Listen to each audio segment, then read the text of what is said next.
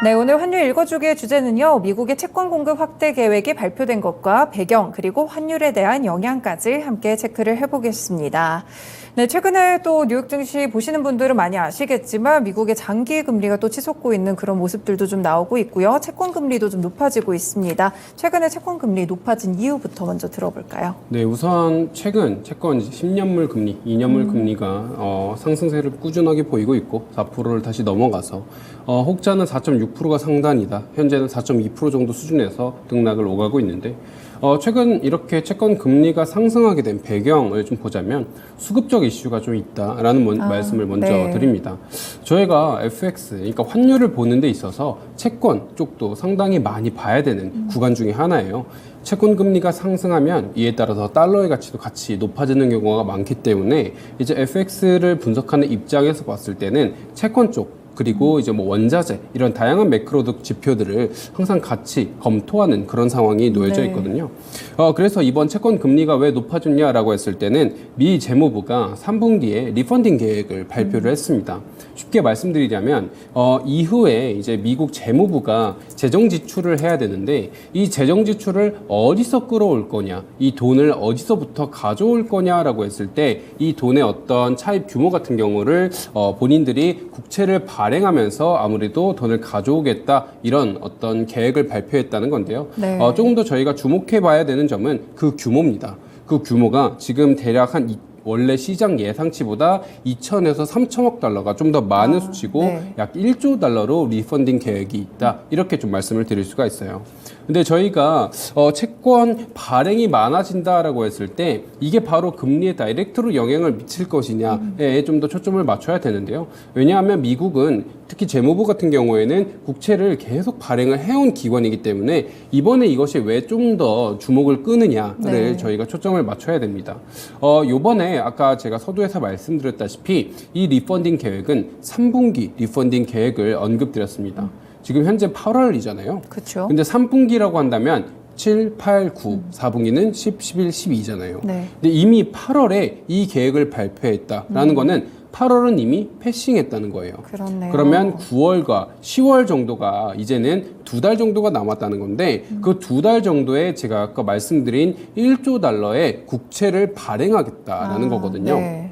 지금 세부적으로 보면은 아무래도 이제 각각 849 빌리언과 이제 158 빌리언 정도가 단기물과 장기물 기준으로 발행이 될 텐데 이러한 어떤 발행 규모를 과연 시장이 감당할 수 있을까에 대한 의구심도 지금 들고 있는 상황이고요. 절대적인 공급이 많아지기 때문에 가격이 지금 내려갈 수 있잖아요. 네. 채권 가격은 아무래도 금리와 반대의 관계를 보이고 있는 그런 상관관계가 있어요. 금리라는 거는 채권 입장에서는 할인율 개념이기 때문에 두 개가 서로 반대의 개념을 보인다라고 했을 때 공급이 많아져서 채권 가격이 내려간다라고 했을 때는 채권 금리는 업사이드 사이클로 다시 한번 돌아설 수 있다. 좀 이렇게 말씀드릴 수가 있습니다. 이러한 상황뿐만이 아니라 최근 좀 신용등급 강등 얘기도 네. 많이 들으셨잖아요.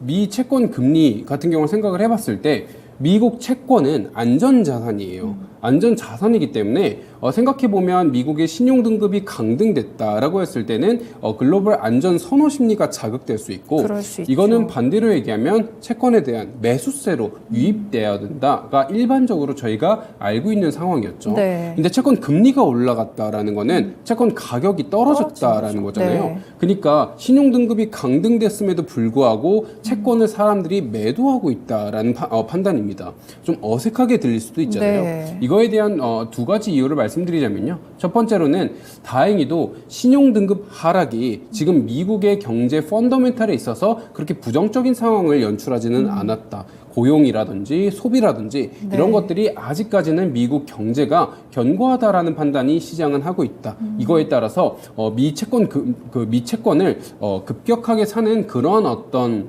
랠리는 벌어지지 않았다라고 보고 있는 거고요. 네. 두 번째로는 저희가 금리라고 한다면 사실 미 채권 금리도 일종의 시중금리 중에 하나잖아요. 그렇죠. 이 시중금리라는 거는 결국에는 세 가지 정도 구성 요소가 있는데 첫 번째로는 저희가 실질금리라고 부르는 것.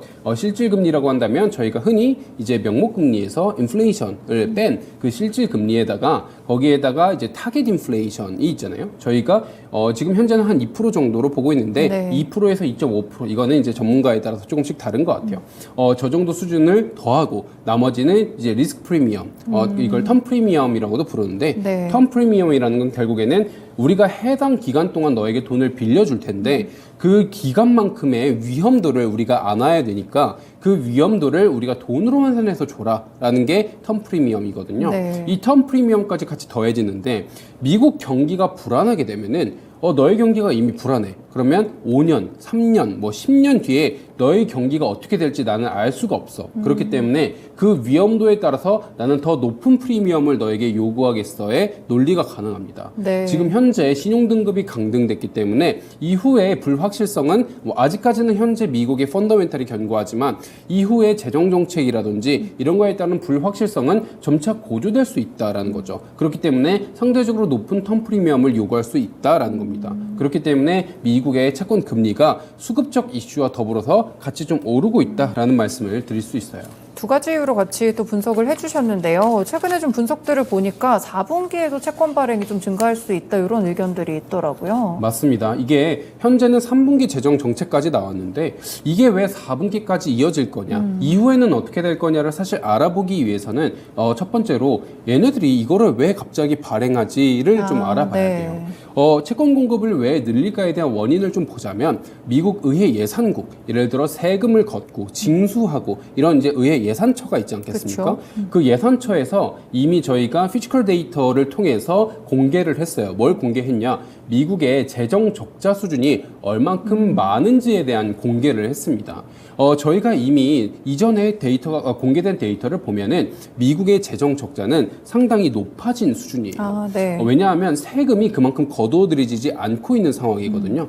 현재 8월을 기준으로는 미국 입장에서는 소득세와 법인세가 이미 다 거두어들여진 상황입니다. 네. 그럼에도 불구하고 미국의 재정 적자 수준이 아직까지는 높아져 있는 상황이거든요. 그러니까 미국 입장에서는 사실 지금 생산성, 뭐 소비, GDP 이런 것들은 개선되고 있지만 실질적으로 그 개선세가 소비랑 연동돼서 이 소비에 따른 어떤 세금 수입이 연결되고 있지는 않은 상황이다라는 거고요. 네. 이에 따라서 이런 어떤 모습을 분석하시는 분들은 과연 미국의 경기가 하반기에도 좋을 것이냐 뭐 이런 재료로도 이걸 사용하시는데 아무튼 재정 적자는 여전히 지속되고 있습니다. 그리고 미국의 금리가 계속해서 높아져 가고 있는 상황이기 때문에 소비의 모멘텀이 바뀔 만한 재료가 있느냐. 또한 초과저축 수요가 계속 감소되고 있는 상황에서 후반기에 미국 사람들의 법인세라든지 소득세를 더 많이 지출할 만한 여력이 있느냐. 네. 이런 거에 있어서는 사실 의구심이 든다라는 거죠. 정부 차원에서도 내년 대선이고 앞으로는 재정 지출을 한 번에 줄일 수가 없는 상황이고 학자금 대출에 대한 지원 역시도 9월에서 10월 정도면 거두어들여지고 있는 상황이기 때문에 재정 지출을 지속해서 해야 되는 상황이고 대선에 맞아서 이걸 더 확장해야 되는 시기인데 거두어들여지고 있는 세금은 없기 때문에 그러면 3분기 리펀딩뿐만이 아니라 4분기에도 지속적으로 리펀딩이 될 수 있겠다라는 판단을 사람들이 하고 있는 겁니다. 그래서 구체적인 규모가 어느 정도 될지는 아직 4분기는 알 수 없지만 네. 저희가 3분기 데이터는 아까 1조 달러라고 말씀을 드렸잖아요. 그렇죠. 그리고 3분기는 8, 9월 2달 남았어요. 그럼 이 2달 동안에만 집중적으로 채권을 공급해야 된다는 겁니다. 그러면 채권의 물량이 순식간에 상당히 많이 풀린다는 거예요. 그러면 반대로 얘기하면 이 채권을 누가 살 거냐가 사실 이게 또 중요한 이벤트인데요. 오늘 사실 드린 말씀이 조금은 난이도가 있는 내용일 수도 네. 있습니다. 그래서 잘 따라오셔야 되는데 저희가 부채 한도 협상 이후에 단기채 중심으로 상당히 많은 채권을 발행했던 거를 기억하실 겁니다. 많은 분들께서 이 채권을 많이 발행하면은 이거를 누가 사느냐에 대한 걱정도 많이 하셨었는데 그때 많이 발행했던 채권은 단기채, 그러니까 만기가 짧은 단기 채권을 중심으로 발행을 많이 했어요. 근데 다행히도 이 단기 채권에 있어서의 수요처는 확실히 정해져 있었습니다. 저희가 MLF라고 부르는 단기, 그러니까 단기물 중심의 어떤 단기 자금을 굴리는 시장이 있거든요.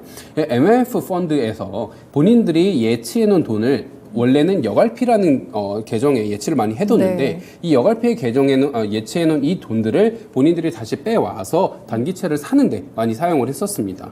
근데 RRP라는 거는 여갈피라는 거는 그냥 간단하게만 말씀드리면 정부가 가지고 있던 돈이에요. 그러니까 정부에 예치해놓은 돈을 MMF 펀드가 다시 빼서 다시 정부에 넣었기 때문에 네. 시중 유동성에 있어서는 큰 어떤 문제를 주지 않았습니다.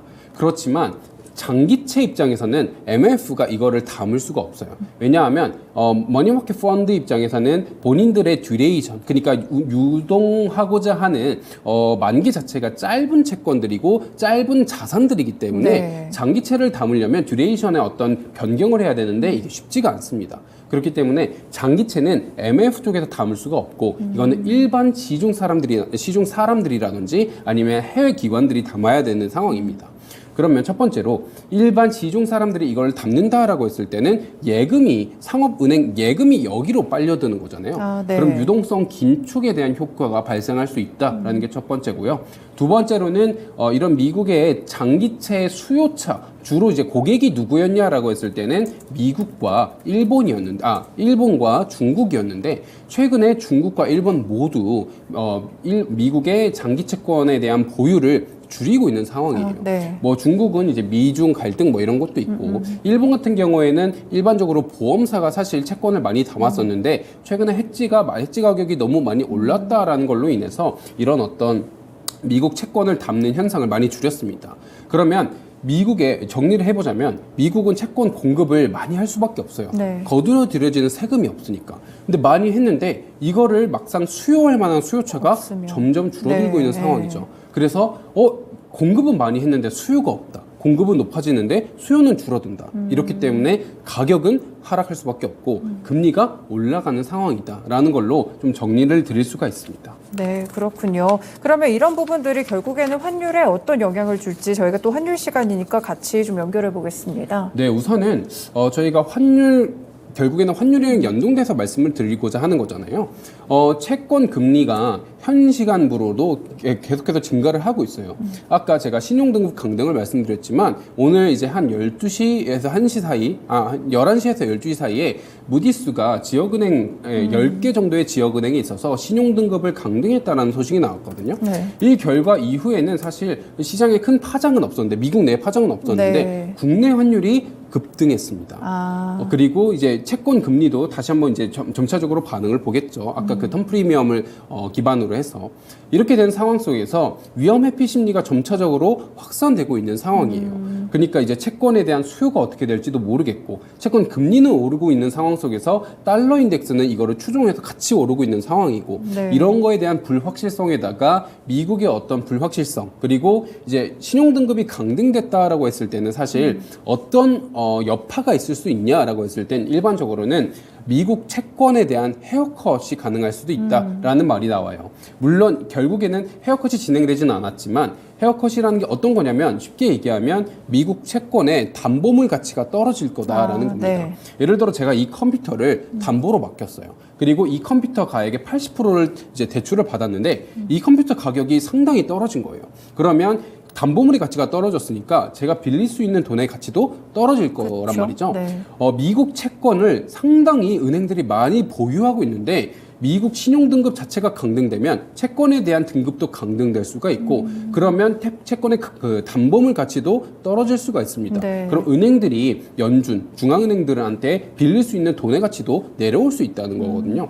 이거는 아직 사실 실현되지는 않았지만 네. 이런 위험성이 충분히 놓여 있다. 이런 시나리오 역시 가능하다라고 판단했을 때는 그러한 불확실성이 지금 산재되어 있는 상황 속에서 위험 자산이라고 불리는 원화는 매도 압력이 당분간은 높을 수 있다라는 말씀을 같이 좀 드릴 수 있습니다. 네. 제가 이번 이제 전망 자료를 내면서 3분기 때는 어떤 현상을 주로 많이 말씀을 드렸냐면 3분기는 상당한 노이즈들이 낄 거다. 상방 압력과 하방 압력이 동시에 작용하는 그런 네. 분기가 될 것이다. 그렇기 때문에 포지션을 우선은 홀드하고 계시는 걸 추천드린다라는 말씀을 꾸준하게 드려왔어요. 그 다음에 4분기 정도로 갔을 때는 다시 한번 물가 하락 압력이라든지 소비가 점차 둔화된다든지 아니면 고용시장의 변화에 통해서 환율이 내려올 수도 있지 않을까? 그러니까 이제 저의 전망이다라는 말씀을 드렸는데 이러한 어떤 재료 자체는 3분기 내에서 우선은 상승 압력으로 작용할 수 있기 때문에 사실 이게 계속 지속적으로 문제가 될 것이다 라고 보여지진 않아요. 네. 당연히 문제가 되겠는데 연준은 이거를 해결할 겁니다. 이건 어떻게 해결할 거냐, 이거는 저희가 지켜봐야 되겠죠. 예를 들어 그전으로 따지면 BTFP나 DW 같은 걸 통해서 저희가 이제 유동성 긴축을 좀 해결했잖아요. 이와 비슷하게 연준이 이거에 대한 해결책을 내놓을 텐데 뭐 일본과 대타협을 하든 아니면 중국과의 관계 개선을 통해서 하든, 최근에 옐런이 중국에 꾸준히 방문하면서 관계를 좀 잘 개선하고 있는 것도 이러한 어떤 맥락에서 우리가 파악할 수 있지 않을까라는 해석도 존재하거든요. 네. 그렇기 때문에 연준의 해결 방법이 어떻게 될지는 저희가 지켜봐야 됩니다. 그렇지만 3분기 내에서 봤을 때는 단기적으로는 채권 수급에 있어서 채권 금리 상승, 이에 따라 달러 인덱스의 상승, 이에 따라 국내 환율의 상승 압력은 좀 유효할 수 있다는 점을 저희가 포인트로 짚고 넘어가야 된다라는 말씀을 같이 드립니다. 네, 중간에 뭐 범피한 모습이라고 말씀을 주셨는데 그게 어떤 뜻일까요? 아무래도 이제 이거는 사실 미국 이제 중앙은행 총재가 즐겨 쓰는 표현인데요. 네. 이후에 인플레이션에 있어서 인플레이션이 하락할 것의 모습을 우리는 그냥 저희가 이제 자연스럽게 하락한다라기보다는 네. 상하방 압력이 계속 오가면서 하락할 거다라고 많이 얘기를 합니다. 네. 이 상하방 압력이 계속 오가는, 그러니까 예를 들어 이번 같은 경우에는 기저효과가 떨어지면서 이제 7월, 8월 CPI 같은 경우에는 뭐 3.4%, 3.0%에서 다시 한번 오르잖아요. 네. 이렇게 왔다 갔다의 모습을 보이면서 서서히 하락할 거다라는 모습을 많이 얘기를 하거든요. 이 과정을 범피할 거다라고 얘기를 해요. 왔다 갔다 할 거다. 그렇기 때문에 환율 자체도 4분기에는 좀 내려올 수 있을 방향성을 설정될 수는 있지만 3분기에는 범피할 수 있을 거다라는 말씀으로 좀 가름할 수 있습니다. 네, 그렇군요. 그럼 채권에 대한 투자 전략은 좀 마지막으로 어떻게 잡아야 될까요? 우선 사실 저는 이제 채권 애널리스트가 아니기 네. 때문에 채권에 대한 투자 포인트를 함부로 말씀드리긴 어렵지만 그냥 제 매크로적 뷰로 봤을 때는 3분기 내에서는 채권 금리가 다시 한번 오를 수 있을 그쵸. 테니 네. 그거에 대한 어떤 수급적인 우려를 우리가 다시 한번 고려해야 된다라는 말씀을 드릴 수 있습니다. 네, 알겠습니다. 오늘 말씀은 여기까지 들어보도록 하겠습니다. 말씀 고맙습니다. 감사합니다.